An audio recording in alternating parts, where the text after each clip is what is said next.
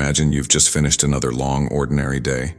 You're 40, tired, and your life feels like it's stuck on repeat. Every morning you clock in. Every evening you come home to silence. Bills, work, sleep. That's the cycle. This was the reality for Mavis Wanczyk, a hospital worker from Springfield, Massachusetts. But on one late summer evening in August 2017, Destiny decided to tear up her script and write a new one. She wasn't even planning to buy a lottery ticket that day. It was her co-worker, Rob, who casually mentioned the massive Powerball jackpot. Mavis just smiled, pulled a few crumpled dollars from her purse and said half-jokingly, "Well, maybe this will be my last day at work." No one took her seriously. Mavis was the practical, down-to-earth type, the kind of person who didn't waste time on impossible dreams. But that night, the impossible happened. As the winning numbers flashed across her TV screen, 6, 7, 16, 23, 26, and Powerball 4, the world around her froze. She checked her ticket. Then she checked it again. Her heart started pounding so hard she thought she might faint. This wasn't a dream. She had just won $758.7 million, the single largest jackpot ever won by one person at that time. With trembling hands, she made a phone call that would change everything. It was to her boss. Through tears, she managed to say, "I'm not coming to work tomorrow." Then after a pause, she added, "Actually, I'm never coming back." The news spread like wildfire. By morning, her quiet town had transformed into a media circus. Reporters camped outside her door. Strangers sent letters begging for money. Distant relatives she hadn't spoken to in decades suddenly remembered her name. The life she knew was gone, replaced by a chaotic storm of attention. And then, almost as quickly as she appeared, Mavis vanished. Most lottery winners step into the spotlight. They do press conferences, smile for photos, and share their lavish plans. Mavis did the exact opposite. After one brief, visibly uncomfortable press appearance where she looked dazed, overwhelmed, and fragile, she disappeared from public view entirely. She turned off her phone. She moved from her home. She deleted her social media. She completely erased her digital footprint and left behind the life she once knew.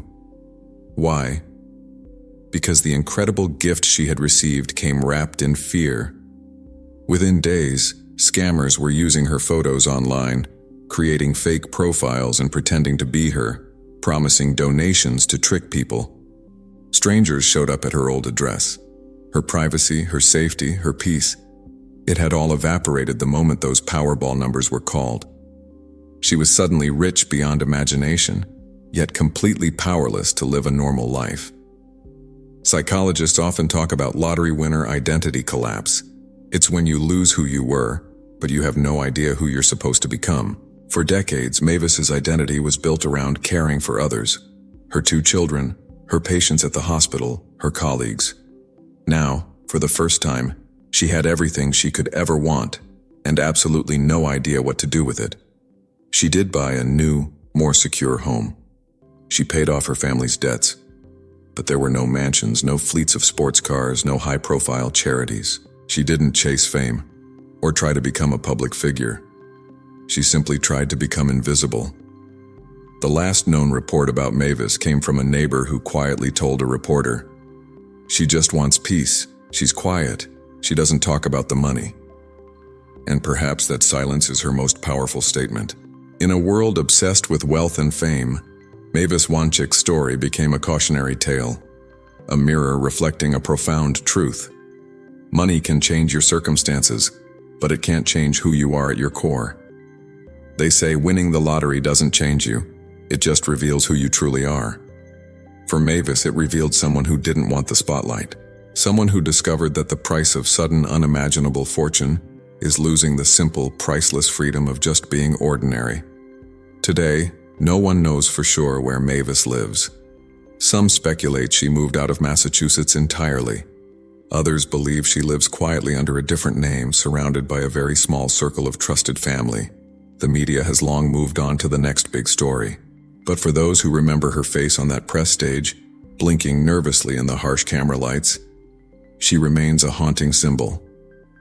A symbol of what happens when life hands you a dream come true, and, in the process, takes away everything else you hold dear. Thank you for watching.